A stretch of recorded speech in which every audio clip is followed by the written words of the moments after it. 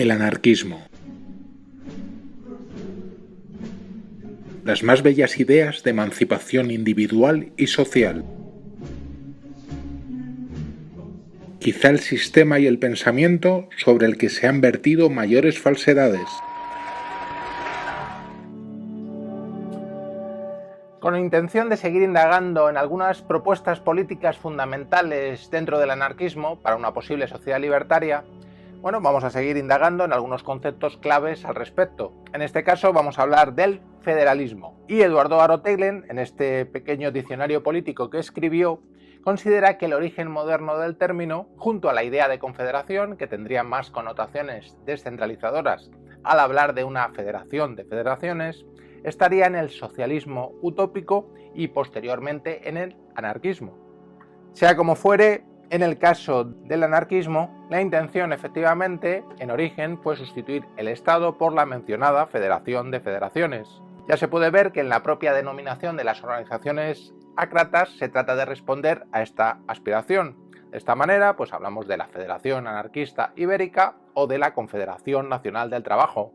Remontándonos en la historia y profundizando en el concepto, podemos atender a una obra clave como es Historia del Pensamiento Social de Salvador Giner, que considera que la idea federal nacería en el siglo IV antes de nuestra era, cuando se quiso superar en la antigua Grecia el provincianismo y el fraccionamiento para apostar por ligas defensivas estables dentro de los gobiernos democráticos frente a los tiránicos. Por supuesto, esta visión supondría un cambio de paradigma no solo en aspectos políticos y económicos, también respecto a una nueva concepción del ser humano. Era el comienzo de una cultura cosmopolita que trasciende a nivel moral y vital el mero ciudadano de un Estado.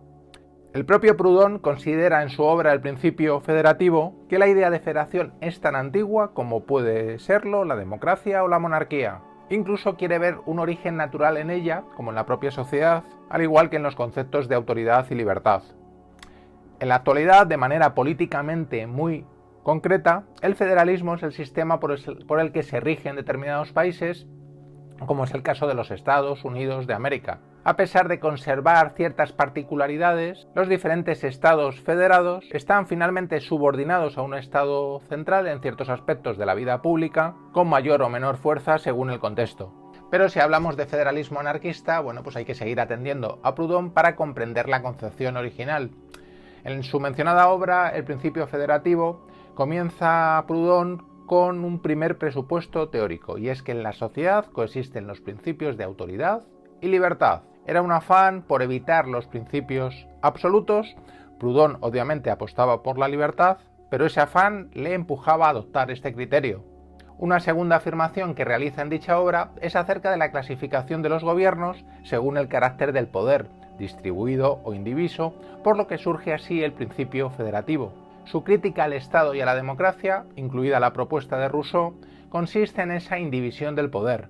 La alternativa federalista de Proudhon consiste en distribuir la autoridad de tal modo que el individuo o el representante correspondiente se reserve un tanto más de la que delega.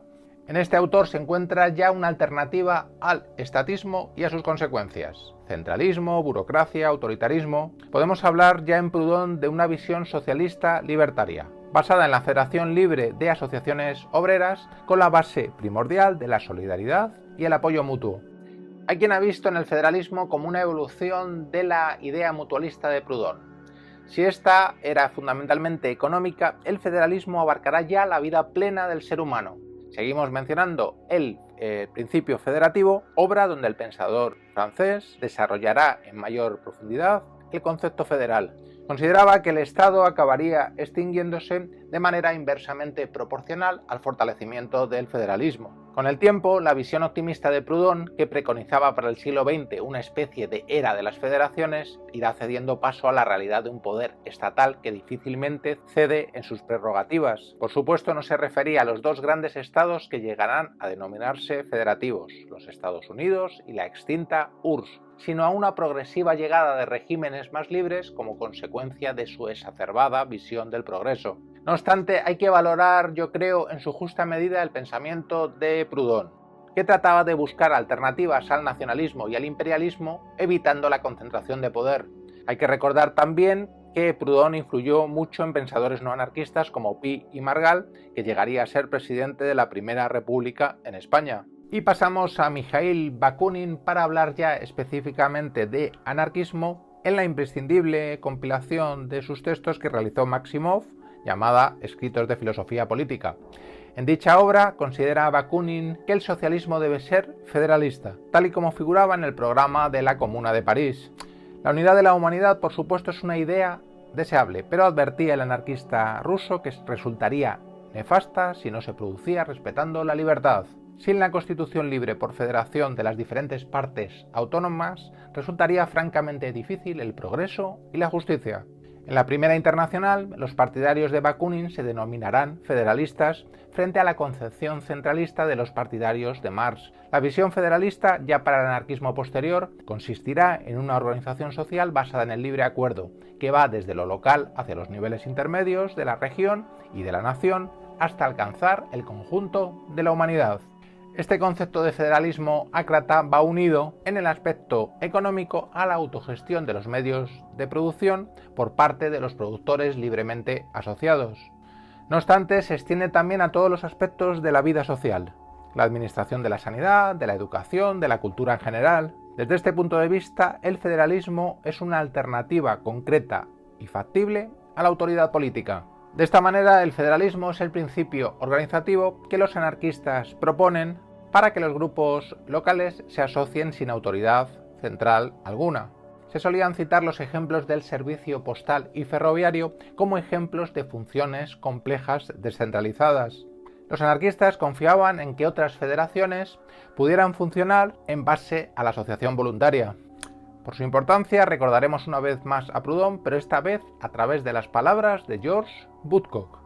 Desde su punto de vista, el principio federal debería funcionar a partir del nivel más bajo de la sociedad. La organización de la administración debería empezar localmente y tan próxima como sea posible del control directo del pueblo. Los individuos deberían iniciar el proceso federándose en comunas y asociaciones. Por encima del nivel primario, la organización confederal se convertirá más en una coordinación entre grupos locales que en un órgano de administración.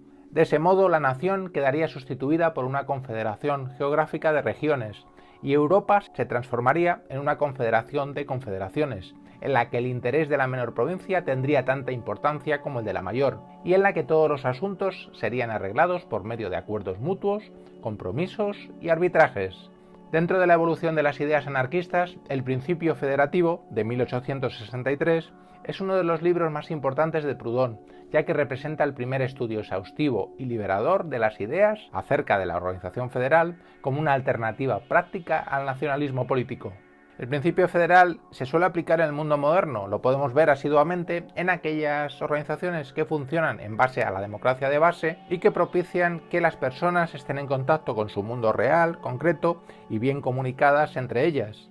En el mundo de las asociaciones voluntarias se suele aplicar este principio y resulta obvio que las más enérgicas y activas son aquellas que inician su actividad y la toma de decisiones a un nivel local. Muy al contrario, las que están controladas desde el centro se paralizan y no hay un contacto auténtico entre sus miembros. A pesar del aparente triunfo del centralismo político en forma del Estado, existen ejemplos de numerosas organizaciones federales creadas ad hoc para un fin determinado y que después de realizar su labor anónima e ilegal dejan atrás numerosos centros de actividad. En los últimos años en España lo hemos visto en multitud de movimientos sociales, contra la guerra, antimilitaristas, aquel 15M que acabó descentralizándose en asambleas de barrio y bueno, en fin, en numerosas iniciativas sociales con mayor o menor actividad según las circunstancias del mundo en que vivimos. Por lo tanto, la transformación propuesta por los anarquistas no necesita, como dijo Colin Ward en su Anarquía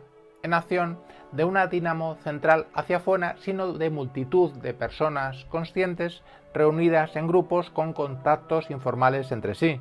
Es el modo de enfrentarse al Estado y denunciar sus múltiples contradicciones, mediante prácticas descentralizadas y sin jerarquía alguna.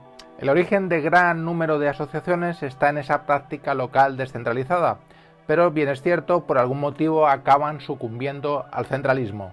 La conclusión anarquista pasa por confiar en que todos los ámbitos de la vida social humana se inicien en lo local e inmediato, se vinculen entre sí en una trama sin centro y sin órgano ejecutivo, dando lugar a nuevas células a medida que crecen las originales. Frente a los que dudan de la eficacia de este modelo organizativo en algún campo, la primera pregunta ácrata sería ¿por qué no?, mientras que la segunda aludiría a cómo es posible fomentar en él la autonomía, la responsabilidad y las necesidades locales. Como es sabido, Murray Bookchin apostaba como alternativa al Estado por el municipio libertario. La federación y confederación serían claves para esta propuesta de organización política y social que institucionalice la interdependencia y asegure la potestad, libertad y autonomía de las asambleas locales. De esa manera, en lugar de un gobierno central con una asamblea legislativa que vota para dar lugar a las leyes, la confederación puede concretarse en un congreso de delegados que coordina las políticas y prácticas de las comunidades miembros. Huelga decir que los delegados no serían representantes, ya que no tendrían como objetivo establecer políticas o leyes en nombre de unos miembros de la comunidad incapaces de decidir por sí mismos. Los miembros de la asamblea municipal, sinónimo en este caso de local para evitar controversias, elegirían por democracia directa a los delegados, que se limitarían a llevar a cabo sus deseos en un consejo confederal, formado por delegados de las diferentes asambleas locales.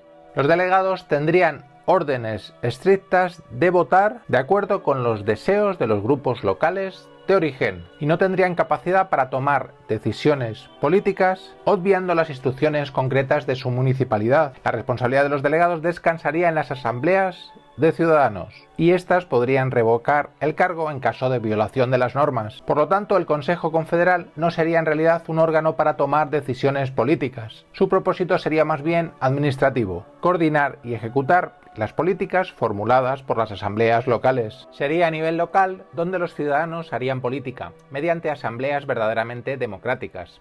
Por supuesto, las dificultades técnicas para llevar a cabo determinado proyecto político no suponen necesariamente que los miembros de base tengan los conocimientos al respecto, como tampoco los tienen los políticos estatales, sino presentar de manera clara y concisa todos los factores influyentes para que el común de los ciudadanos tenga una razonada comprensión y pueda tomar finalmente una decisión política para su posible ejecución. Aquí estriba la diferencia entre simplemente administrar y tomar decisiones políticas.